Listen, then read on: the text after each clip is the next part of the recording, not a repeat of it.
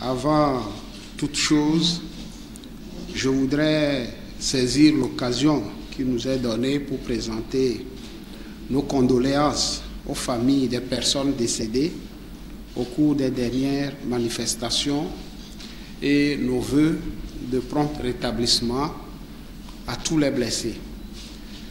Je voudrais ensuite remercier chacun de vous pour avoir accepté venir suivre les échanges que nous avons prévus pour cette soirée.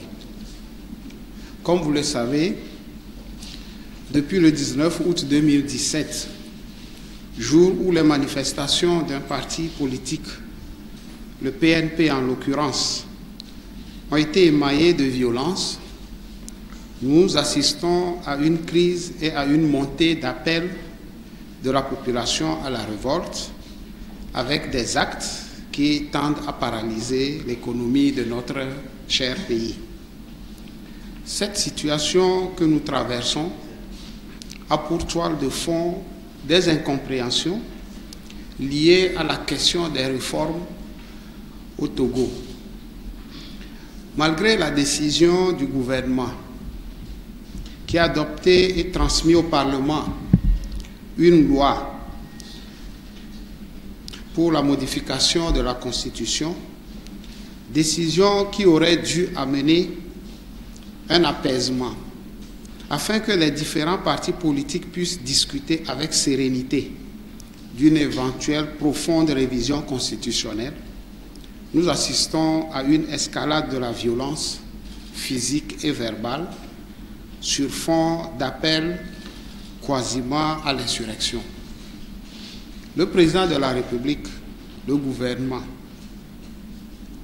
appelle une fois encore au calme et à la retenue afin que nous retrouvions rapidement le climat de paix et de sérénité qui prévalait avant ces malheureux événements qui ont eu pour point de départ les manifestations du 19 août. L'objet de la présente rencontre est de vous faire le point et à travers vous, aux populations, de la situation telle que nous la vivons. À l'heure où nous parlons, et comme vous le savez certainement déjà, à l'Assemblée nationale, la conférence des présidents a pris possession et connaissance du projet de loi portant révision constitutionnelle soumis par le gouvernement.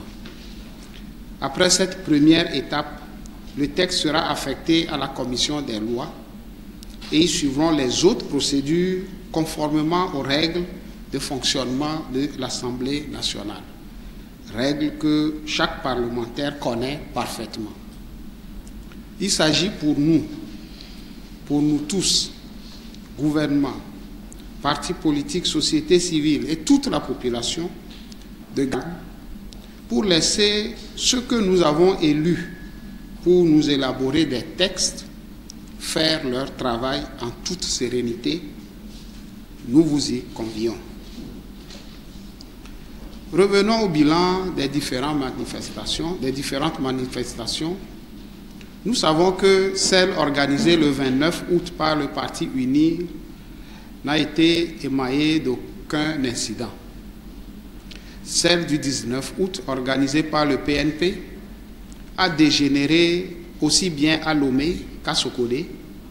Nous en connaissons tous le bilan. 2 morts, plusieurs blessés, plusieurs interpellations. Concernant les marches des 6 et 7 septembre, elles auraient pu se dérouler dans le calme si la marche du 7 n'avait pas connu quelques incidents dans la soirée. À ce niveau, on ne signale pas de décès, mais des blessés et non quelques blessés et non les centaines de blessés dont se font l'écho certains médias.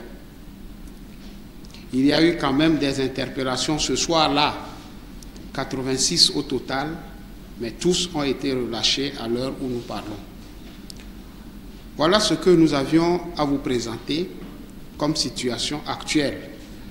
Et nous allons laisser la parole au modérateur pour nous aider à conduire les débats et les échanges. Je vous remercie.